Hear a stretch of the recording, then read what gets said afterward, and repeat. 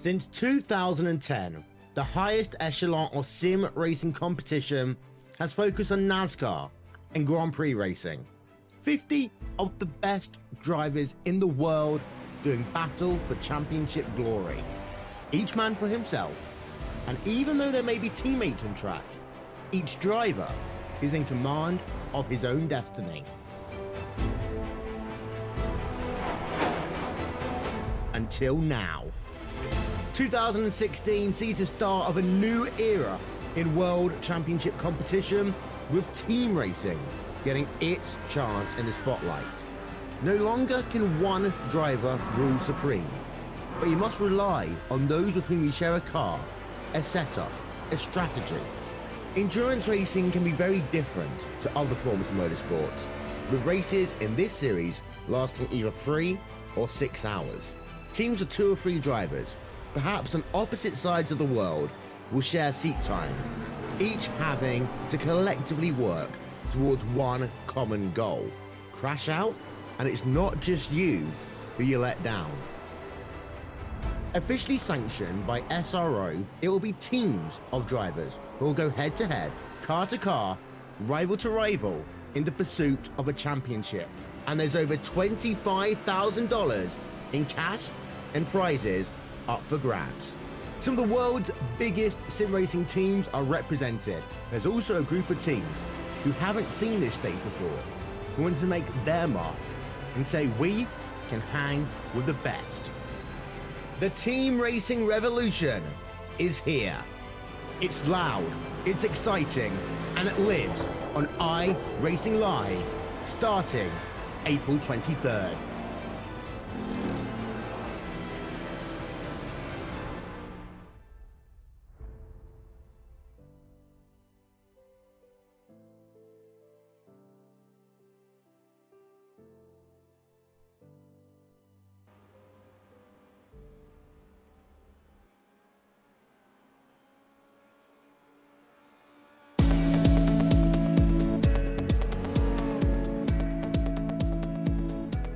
Good afternoon, ladies and gentlemen, and welcome to this, the Sunday edition of the Formula Renault 2.0 Championship, the hottest ticket in sim racing right now. So good, we had to bring you 2 races a week, and hey, it's part of what is going to be 3 races of Formula Renaults on Racesport TV this week, as of course we've got ourselves the Formula Renault 2.0 World Cup a little bit later on today. But in the meanwhile, we're ready for some official series racing. Will Vincent, Jake Sperry here on Racesport TV as we are set to go racing at Road Atlanta. And well, Jake, this track, it's fast, it's furious, the downhill section, turn 3 to turn 5 is always exciting to watch. Oh, yes, it is. Right now, I'm focusing here on the number 3, and it's Mr. 2K Cup himself. Very nicely brought in, Mr. Philippe Lebert. He's here on his 2nd lap, so he's got 1 opportunity left.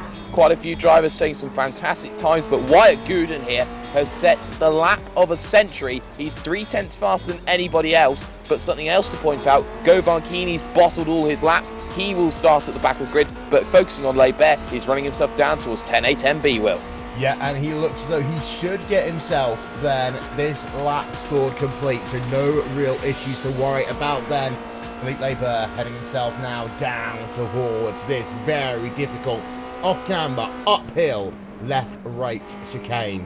10A, then 10B, speed chart there. You'll see the top 15 on the left-hand side of your screen as Philippe Lebert now works himself down the hill towards start-finish line, currently in P number 22. Not set a time to this yet. Now he comes past the line and he goes up into 2nd place. Oh, what a lap from Philippe Lebert. He pulled everything out of the bag to get that one sorted. And now he puts himself on the front row with a fantastic opportunity. And well, there are drivers up and down your field who know that they can be up there, who knows they can fight. And well, everyone will be sure to think that they have an opportunity here to do some very good damage in terms of winning some fantastic points. Govan Keeney technically has, well, 50 seconds to get himself past the start-finish line. It looks like he may well do that in that club at Benelux. Number 16 machine up the hill, he will come. Down the hill he will come in just one moment's time as he will come past the start finish line, and he will set himself a lap time then from P number 24 up into, well, P number 24. He's not going to get time to finish that lap, so that is it in the books as well. Jake, 24th to 1st ain't going to happen unless you're Scott Dixon and you're running at Mid-Ohio. Oh, well, no, it isn't. But for Govan Keeney, we know how incredibly quick of a driver he is. Of course, the last lap battle at Phillip Island 2 weeks ago, it showed exactly what he could do, that he can mix it with the likes of Cam Stark. And, well, he's just been struggling around turn number 5. I've seen him twice lose it there, trying to get up through the left-hander. It hasn't worked out for him at the moment, and he'll be trying to get his Hydroforce racing car up through the field in order to get a fantastic showing. And this will be a true test of his mettle. So, checkered flag is out. It is time to think about the race. Here is your starting grid for this afternoon. As you'll see, Wyatt Good and 118.059. Philippe Leber will start alongside him on that front row of the grid. Then Lucas Gottich in that number 14 car. Nick Thiessen in the number 7 machine will round out your top 4. Let's cycle it on back then. These guys have themselves 1 minute to head themselves down to the starting grid, but it'll be Wyatt Gooden for the Radicals Online organisation who will start this race in pole position. And yet, it's all about the Formula Renault 2.0s here today. We're looking forward to some fantastic racing. Here, you see 2 drivers didn't set themselves a qualifying time. They were Jordi Lopez Jr. and also Govan Keeney. Johan Lepanese will be disappointed at that time in P number 22 as well. But let's then turn our attention to the front of your field and let's see what we are gonna get ourselves in for here today. The guys are gridding. There you can see a look at some of the drivers on your field. That is Tom Ward. He's starting it in down towards the rear of the field, actually. Not a good day at all for that driver of Tom Ward. Waiting though for the guys at the front of the field to make their way down to their grid spots. Then we can get this race on the road here at Road Atlanta. You notice there's 2 pit roads here? Don't need to worry about them here. It's a sprint race. As there you can see, Wyatt Gooden now front of your field. He is set and he is ready to go. There is Philippe Leber as well. Just waiting now for those last couple of drivers to circulate themselves down onto the starting grid. And then, of course, that guy you can see there, top left-hand side of your screen, the iRacing official. The field will be placed in the command of him to get those lights on. And then we can go racing for what is surely going to be a fast and furious event. Here are the cars then. They're all set. 22 laps of Road Atlanta. Lights are on. Lights are out. As we can go racing now at Road Atlanta as the cars will come down in towards turn 1 for the first time. Side by side. Battle for P number 2. It was a slow start by Philippe Leber. He's going to lose. No, he won't. He will stay in second place for the time being. He does push wide though through turn number 1, and that means he's going to be under pressure once again. Next question, will they survive all that? No, Govan Keeney there, trying to charge through the field. Well, his day's gone from bad to really, really bad. There's also Nick Thiessen. He's had an incident, and there you can see the rear wing completely off that car. Oh, it's been a horrible start for quite a few drivers up and down your field. Many cars having problems here and there as well. And while they're all trying to funnel it through, we've seen about 2 or 3 cars all spin it off wide and what have you. So just looking at it now, just a few bits of calm through the field. We have seen a little bit of a splinter group coming up now. So we do have a leading 3 of Wyatt Gooden, Philippe Leber and Lucas Gotch in the 14. And then looking behind, back in 4th position, Paolo Accurso and Kerry Nolden in that Aperture Motorsports blue. Of course, there are a few Portal references going in. He'll have to go to the outside and do it the long way around, Will. Indeed so. This is where we expect things to get very, very fast. They head themselves now down towards that 10A, 10B chicane. It's Philippe Leber. Tom Ward, actually, sorry. Tom Ward's looking down to me inside, and he is going to just make a little bit of contact. But out front, oh, as Tom Ward, he's all forms of us, actually. He made that little bit of contact down into 10A. Couldn't tell that guy to the down. final corner.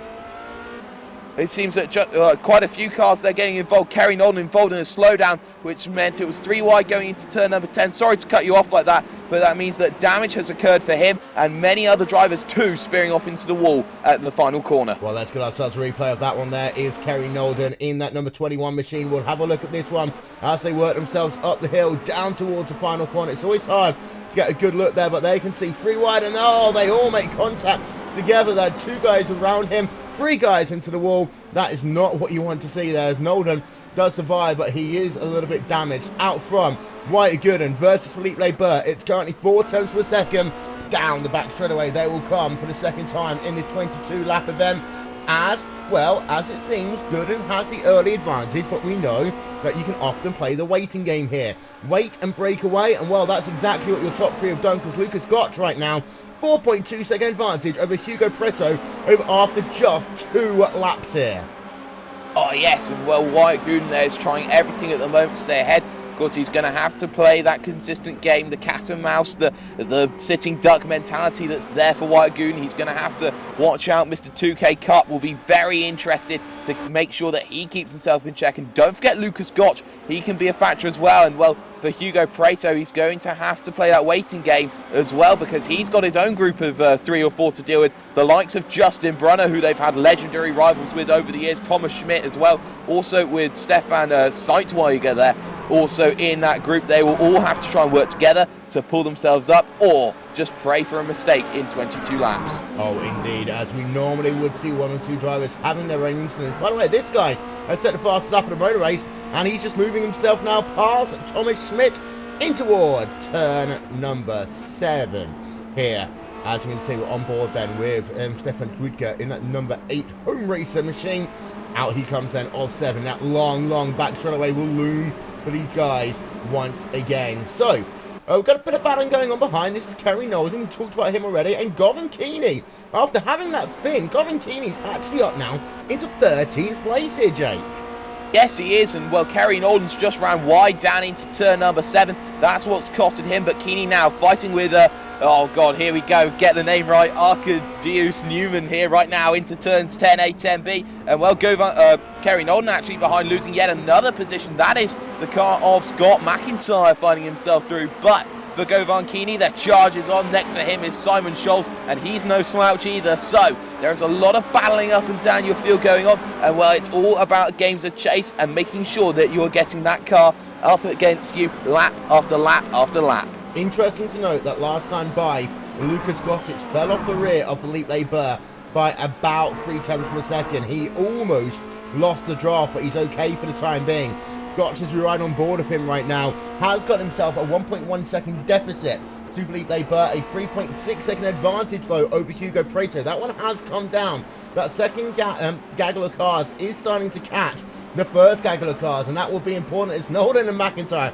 Every time I look, it's Nolden going sideways somewhere or moving up or down your timing screens, but we'll head ourselves. Oh, trouble on the racetrack, and that Nolden involved in an incident there with Tom Ward down on the exit of turn 7. Oh, it just seems he got caught up on the curb, and Tom Ward trying to get past, didn't leave enough room, and that was bang, instant done there. And Kerry Nolden, he's been a driver out in the walls all race long, and now he really does have to try and defend himself, because here comes Mikel Lamoureux to the outside here, trying to make himself a viable target, possibly. No, he'll have to wait a little bit longer on Kerry Nolden, but they are all trying to chase up and down your field. It's been fantastic so far. And well, at the moment, it just seems that anybody could be the race winner at this rate, because we're seeing so many incidents going on. It's worth noting as Yuri versus Kevin, by the way, they will go side by side for just one moment. There you can see the battle between those two machines. And actually, it is the number 11 car who did win out initially, but they're going to go side by side down the hill in towards turn number 5. And indeed, Yuri, that number 11 machine of Yuri Gamelkorn, will actually end up winning in that battle, and Angus Waddle is right behind. They're going to think about going 3 wide in towards turn number 6, and this is a fantastic vantage point. That is the driver of Yuri Lopez Jr. trundling it down to the inside as Gamelkorn goes a little bit sideways. They all go a little bit sideways, and that allows this train to really get themselves into big action mode. Out front, Wyatt Gooden has pulled away to a 1.3 second advantage over Philippe Leber. So Leber is at risk now of losing the draft, as you can see. Gavin Keeney versus Angus Waddle in towards 10A, 10B. That famous chicane there will come right now as Gavin Keeney will get that pass complete there. Yes, I'm going to make a very unfortunate admission here, is that I do own Hydroforce Racing, so therefore Keeney is my own driver, and well, he's doing a fantastic job, but out ahead of them, it's going to be Kevin Mostert and Yuri Gamelkorn here as they go side by side into turn number 1, and well, through to the inside goes Kevin Moster. He'll be trying to look to break away, leading this pack. And well, they're all going to be fighting hard. And well, everyone will want a piece of the action. And especially anyone who is looking to try and push themselves through here as well. This is the big gaggle here for the top 10. A very vital point up at stake. Yeah, so Kevin Moster now back up into P number 8. Euro Gamelkorn down in towards P number 9. Gets himself a good run out of 5, but he's not quite going to be close enough to look down to the inside. He dummies, he fakes. No, not going to need to do so. Not just yet. But just ahead, here is the situation. We'll get your top 8 on the bottom of your screen. And you know there that Gooden set the fastest lap of the race without a draw. Felipe Leber is falling back, and Gotch now is closing back up to the rear for Felipe Leber. Although P4, 5, 6, 7, they have now fell back to 5.1 seconds behind your final podium driver, which is Lucas Gotch right now. As actually we can see there is Gotch. We go on board of him as the gap between himself and Felipe Leber, it's come down to less than half a second, and last time by, lap times pretty much identical between the two of them, Jake. Oh yes, definitely. And the thing that Lucas Gotch will be very happy about is it seems Hugo Preto's made a mistake somewhere. He's dropped a second to Justin Brunner behind, but right now Lucas Gotch has just got to focus, stay in the rhythm, stay in the momentum right now, because Felipe Leber is still getting not all of the benefits of the slipstream, but some benefits still, and that's not going to help Gotch. But Gotch is starting to pull in closer. He'll start to get more benefits of that slipstream being closer and closer, and then he will close in and cause Mr. 2K Cup some problems. And well, he has quite a few laps to do it. He's got about 15 in order to get it right, and I think he has a very good opportunity of getting not just second, but possibly even a win as well. Kevin Motzer there, we could just see he had himself a moment down at turn number 1, looping the car all by himself. He's now down at the very rear of your field. Stefan Sunica versus Thomas Schmidt. This is your closest battle inside of your top 10 right now. Having looked from the rear of that driver who runs himself in P number 6, it is Thomas Schmidt. He is being caught though by Stefan Schwaker as they'll head themselves too wide in towards turn 10A and turn 10B once again. Up the hill they work, down the hill they work themselves once again. As behind, just having a look, you've got yourselves Angus Weddle. He is grappling it out right now with Arcadius Newman in at that number 19 Central Eastern Europe machine. Down the hill they will come as Jordi Lopez Jr. and Yuri Gugelkum. They are side by side, Gamelkorn even. And we're having a look from the rear of Yuri Gamelkorn right now, and that is Jordi Lopez Jr. right behind them. These two drivers are mighty, mighty close. They head themselves through that fast run in towards turn number 5 once again. And Lopez Jr. is just looking for a lane, Jake. Can't seem to get one on the run down to 5. Well, no, he can't at the moment. He tried everything. He tried to go in the extreme wide method, and even that was blocked by Gamelkorn. Gamelkorn trying everything to keep himself in position, but you got to focus on the number 16 machine of Govan Keeney, who's found his way through everyone and now chasing down Sightweiger as well. But for now, Gamelkorn and Jordi Lopez Jr., they will be the cars fighting it out here down this back straightaway, and well, they will be very much inclined to make a move as quickly as they possibly can. Yeah, there you can see them. They'll work themselves down in towards the chicane once again. You can see a lot of cars here all scrapping it out for position, and here comes then Lopez Jr. He's going to go down to the inside in towards 10. Mighty close, a wiggle, and he's going to end up losing the spot there back. He just overshot his braking a little bit, got himself onto the marbles, and well, after that, he was always going to have to get that position back. Good thing for him, though, is he didn't end up looping the car, so he lost a second compared to what easily could have been a race-ending moment. Let's listen in once again then to Lopez Jr. Yeah, just lost the back end under braking, offline, and well, Jake, it happens. Yes, it does, and it is a problem for him, and he will have to try and focus and regain his composure and get himself back in. The only thing that's going to help him is he does have the dancing partner of Simon Scholes there to try and help him along, but he might try and just break away already, as he's trying to do, try and get himself back onto Gamelkorn at the moment. But for now, it just seems that all is calm in the world of everyone else as well. It seems Hugo Preto right now here, Will, he in the number 17 machine is actually getting caught by Sightweiger and Schmidt, and that is a problem for him in the TNT machine. He will be looking to do better than he is at the moment, but right now he is starting to fall into their clutches. Yeah, indeed. There you can see, though, on board with Hugo Preto in that Iberia car even. Stefan Schwager is right now about 1 second behind. Actually, though, he has got himself a little bit of company as they head themselves down towards the final corner again, because The driver of Thomas Schmidt now is just a couple attempts for a second back down towards the start-finish line. They will come. No pit stops here today, which is worth noting. Of course, there are going to be pit stops a little bit later on today, but that does change the way you approach a race like this, Jake, because it is a still, for all intents and purposes, a sprint race, but you don't have the worry of having to do a pit stop, which at this track is a lot harder than people give credit for.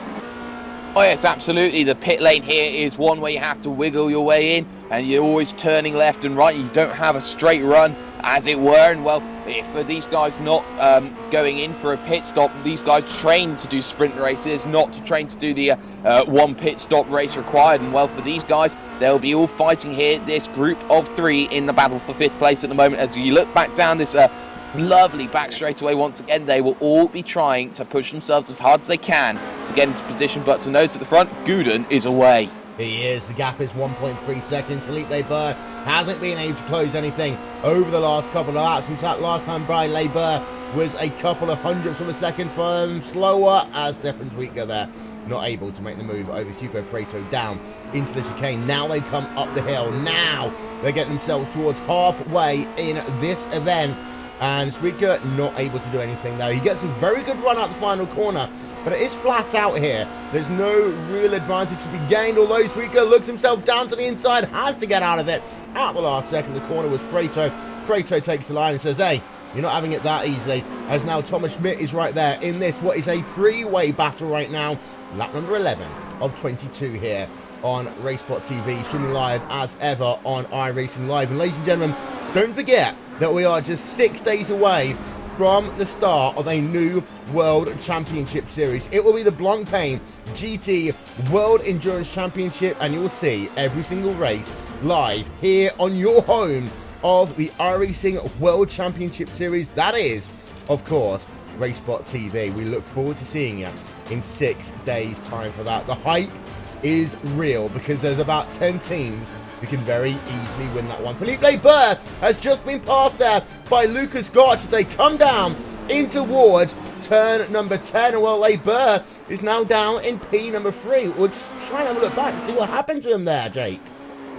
Oh yes, I didn't quite catch it myself, but just seeing what happened, well, it looked like he lost it way before he actually got onto the front straightaway. It seemed that he lost it somewhere further on in the lap. I believe it was around the S's section of turn number 2. Yes, it was turn number 2 there as he came in through. So he was coming in through turn number 2 here, and he just gets it horribly wrong. Big snap of oversteer, and well, he did very well to keep the car out of the barriers, but he had to lose the position, and well, he'll be gunning himself in order to get back. But right now, that train of 3 in the battle for 5th is now a train of 4 because Keeney's on a charge. It is a 4-way battle as Leber is right back up to the rear end of Lucas Gotch, as this is the battle for P2. Plenty of action going on here. Don't forget, you can follow us on Twitter, like us on Facebook as well. Get the details up at the top of the screen because Thomas Smith there. Look at how close this one is as they head themselves. We're on board with Keeney. Keeney will take 1 position there. Actually, we're on board with Schmidt, but Keeney, you can just see he goes past. Schmidt, though, he's going to get a good run out the corner.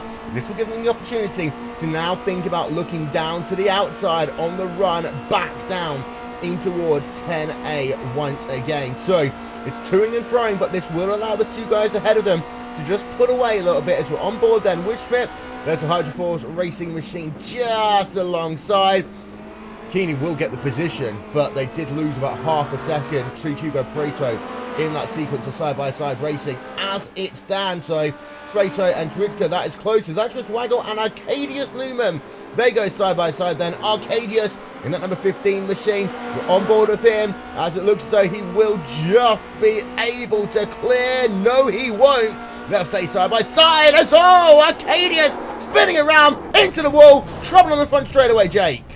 Yes, Angus Waddell involved in that one, and that is very unfortunate. It was just a lack of judgment, I have to say, because there wasn't the room given, and as soon as he put himself through on trying to put it through his nose, it didn't quite happen for him. It ended up being a situation where he couldn't get it around, and then that was just the catalyst for the incident, which nobody wanted to be a part of now but right now it seems that there has been a mistake in your field somewhere along the lines, because there is a car off, and that is Govan Keeney actually, who's gone and spun it, and he will fall back down the order, pushing too hard. No, I think there might be more here, because we can see 7th Rika has had himself an issue as well, so we need to keep an eye out. Oh, it's Rika first, has himself an issue, then Keeney goes off almost in sympathy. So there's the first part of the incident, but then there's Govan Keeney. Let's go and have a look at him.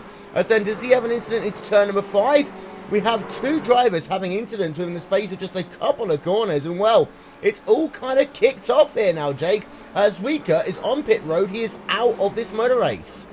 Yes, he is, but Govan Keeney's still going, and he's got his long-term rival right behind him, and his name's Kerry Nolden. Nolden and Keeney, they've had rivalries all throughout the years. There's been a few bits of disdain between the two of them, and right now Nolden's going to have to keep himself on the back of the fast-charging Dutchman right now, because, well, he is now going to be back on a mission. But lap 14 of 22, 8 to go. I can only see one result right now coming along, and that is a Wyatt Gooden victory, barring any mistakes. Well, there's a replay then of Stefan Sweetgo. This is into 1, into 2. Let's listen in.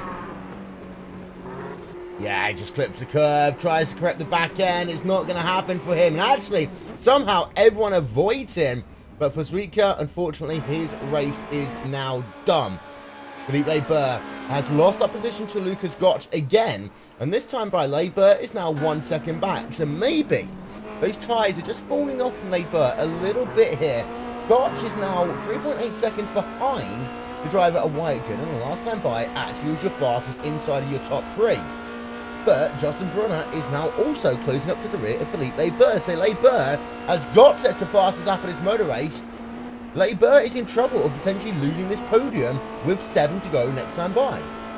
I wouldn't count your blessings yet, Will, because Brunner was 2/10 slower that time by than Philippe Leibert. Leibert another 2/10 slower than Gotch, and Wyatt Gooden a 10th slower off than Lucas Gotch as well. So Gotch clearly the fastest man on track at the moment, as they all look to try and push themselves as hard as they possibly can. It just seems right now that the gaps are starting to form here after all the incidents we've had today. And, well, they're all got to try and calm down, try and stay and keep their final 7 laps all very clean and tidy, because this is more important than just having a battle and losing a position. It's about finishing the race, and to finish first, you first have to finish. Yeah, we've had another incident, actually. This is Kevin Motzer. We're going to see if we can figure out what happened to him.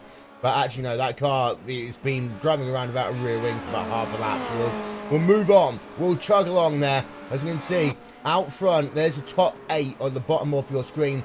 Philippe Leibert is still in 3rd place. But it's Wyatt Gooden who leads this motor race right now. We've spent a couple of corners on board then with that Radicals Online. No, Jordi Copa Lopez Jr. As Govan Keeney, they go side by side. And Keeney will work himself there past Jordi Lopez Jr. That was nice, and that was easy, and that was quick. Take a look at that one coming up right now for you. As let's have a look down in towards the chicane. Well, it's a very easy one, actually, if you think about it. Keeney looks down to the inside, says thank you very much, I'll have the draft, and gets the fastest lap of the motor race to boot at 116.5 miles an hour. So this is the guy that started well down the field, as, wow, he's now up into P number, he's off. He's off there, down at turn number 2, loses that position once again. In fact, he loses 2 positions, and that's sometimes what happens. You push really hard, and before you know it, you realise that actually you just push 1 inch too wide, and now he's got to do all that work. Once again, as Nolden's into the wall there, and Schultz into the wall. 2 drivers off, down at turn number 5. Nolden and Schultz having themselves an incident. It's still kicking off here, as they both pass Govan Keeney, and then they immediately crash within a corner of each other. This is incredible stuff here, Jake. Yes, it just seems nobody can keep their car on the island right now, and it's not ideal for anyone in the situation. But you saw Keeney's mistake into turn number 2, and there we go. Kerry Nolden just flipping himself around in turn number 5 as well. It just seemed that everyone seemed to lose out on traction, and everyone's struggling with these tyres, because this is 22 laps. It is a half distance race to what they're normally normal for, but they're in a situation where it's just they're struggling on their tyres, and they're starting to go off, and they're all just trying to push their limits, and they just can't do that consistently enough. And well, for everyone who's been trying to drive this really nice and consistent, the likes of Leibert and Gotch, well, I'll say this now, Leibert is right back on Gotch, and this will be the battle we should focus on, Will, because these guys have kept it consistent throughout the entirety of this race. Well, yeah, Leibert has had himself one incident, but he's been able to survive with the exception of that one. We on board then with Philippe Leibert out of 7, down towards 10, one more time. Attrition's actually been high. Michael Amarok and Simon Schultz, by the way, just to let you know, they are battling for position in number 12. However, they're not really closing anything up at the moment. The draft doesn't seem to be the big factor here today, Jake. We see sometimes at Road Atlanta, the draft is the most important thing ever. Part of the reason for that is, well, there's only 3 kilometers an hour wind speed here today. Oh yes, that is one key factor, and another key factor is compare it to the Star Mazda. You look at this Formula Renault, it actually has less of an effect than it does to any other car that you'd normally see it working, as right now I'm seeing Govan Kini actually closing back on Jordi Lopez Jr. once again in the battle for 8th place. And where you see this draft, it doesn't actually take as much an effect as a second. It only really comes into effect with about a 6/10 gap that you normally find. And well, that could be the reason why people are only making the moves down the straightaways, because you have to be within 6/10 in order to confirm a move. Yeah, Simon Schultz and Mikel Lamarox are going to go side by side in towards turn 1, less than 5 laps to go now. Having a look there from the rear of Simon Schultz in that Team GRS car, just alongside him. Oh, look at that, on the rear of that number 22 machine. No idea what that logo is. Thank you very much, Simon Schultz.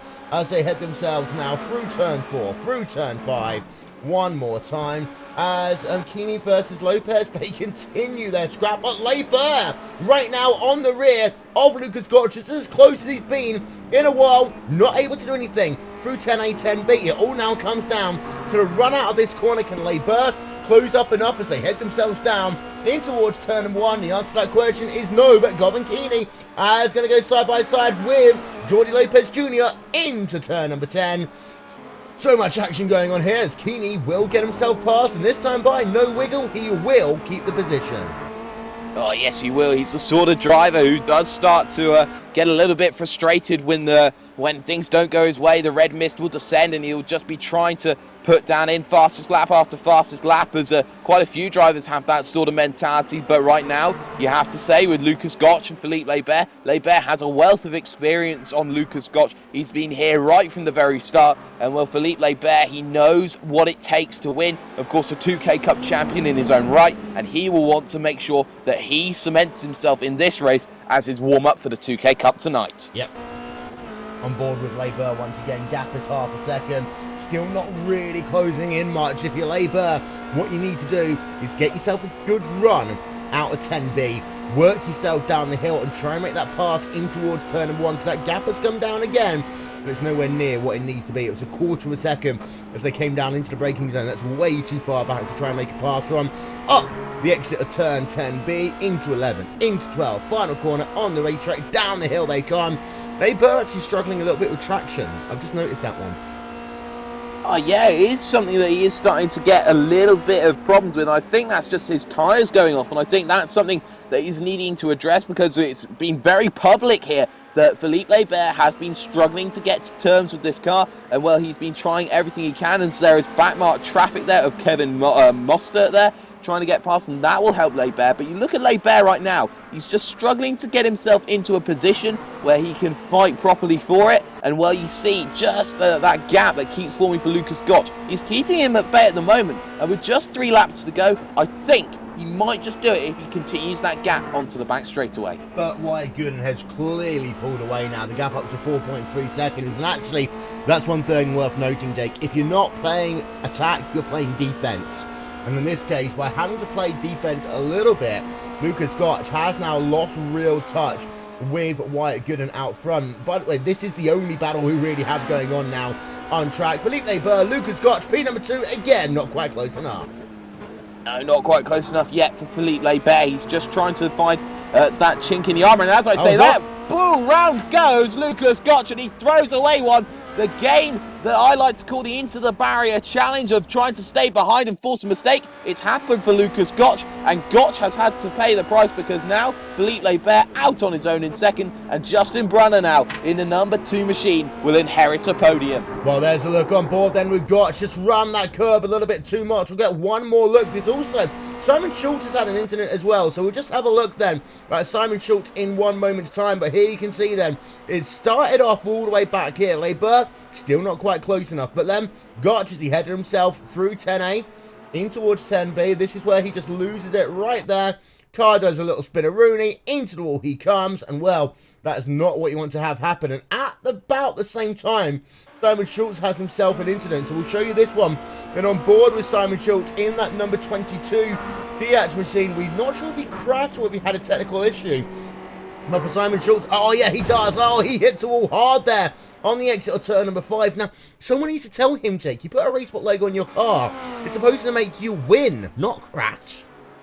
That's true. The Racebot logo has generally been the lucky item for many drivers. I think we've seen it with Coanda as well. You've seen it with, I believe, in the championship. We saw it with a Martin Kroenke winning out at Monza as well. So looking at Wyatt Gooden right now, he's got one more lap to go, Will.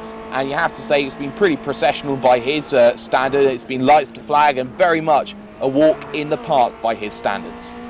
21 laps have been run so far. 21 of them have been led by Wyatt Gooden. He led the start of this motor race. He pulled out to an early advantage, and he was able to really take command of this motor race in that Radicals Online Steel Series Simulator machine down toward turn number 7. Just to let you know, by the way, there is a Racebot logo on that car, so the curse is not, there is no curse yet, we promise. Out of turn 7, down towards turn number 10 for the final time. There are no outstanding battles on track unless anyone runs out of fuel or does anything stupid. In these final couple of corners, it will be Wyatt Gooden from Philippe Lebert, Justin Brunner, Hugo Preto, and Thomas Schmidt as your top 5. But as we've seen today, this has been a crazy race. Anything can still happen. Down then for Wyatt Gooden in towards 10A for the final time. Just a couple of corners left to go as he works himself up the hill for the final time, down the hill for the final time. Wyatt Gooden, it'll be lights to flag for him here today at Road Atlanta as Philippe Lebert will find a way of getting P number 2 here. That will satisfy him after what had been a half day's worth of racing. And then we've got ourselves a little bit of a close one at the end. Justin Brummer versus Hugo Preto, but Brummer will hold on for 3rd. Hugo Preto for 4th, and then Thomas Schmidt will round out your top 5 here today. Schmidt then just comes past the start-finish line. A couple of drivers we're still rating for. There's Yuri Gamakun there in P6. Jordi Lopez in... Jordi Lopez Jr., I will get that one right, in P number 7. And Scott McIntyre and Gavin Keeney, they were close at the line, but Scott McIntyre will come home in 8th. Keeney in 9th, and then Johan Lapanese rounds out your top 10, Jake. Yes, he is, and I think Govan Keeney actually did pit McIntyre on the line there. He did a fantastic job in that final little last lap. He was about a second back coming into the right-hander, and he managed to get that one sorted down the hill, so fantastic work on his part. But generally, it's been one of these days where everyone's just had to struggle, and well, they all have to think about the Nürburgring next time out for next week. And well, also for the guys in the 2K Cup, they've got to focus as well tonight because there will be a pit stop involved, and that will throw its own set of challenges. Oh yes, indeed. There you are, confirmation of your final race results, and indeed, Keeney does beat McIntyre out the line by just a couple attempts of a second. We cycle it on back then. There you can see the remainder of your results. So, well, that's it, really, because give us, what, 3.5 hours, we're doing this all over again, Jake.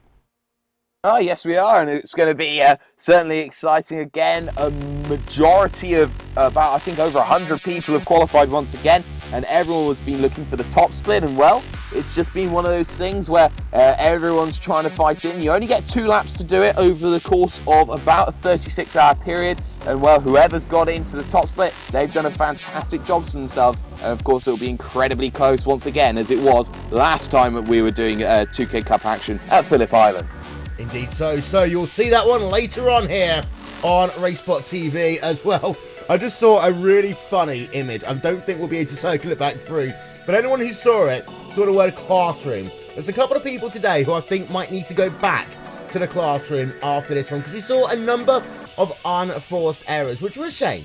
But we also saw some fantastic racing here today at this wonderful racing facility known as Road Atlanta. So, we've got more action coming up later on tonight. It will be the Formula Renault 2.0 World Cup. It will be here on Racebot TV, streaming live on iRacing Live. That is in 2.5 hours' time, and we are really looking forward to that one. In the interim, I've been Will Vincent, that guy's been Jake Sperry. We to talk to you all in just a couple of hours' time. Goodbye.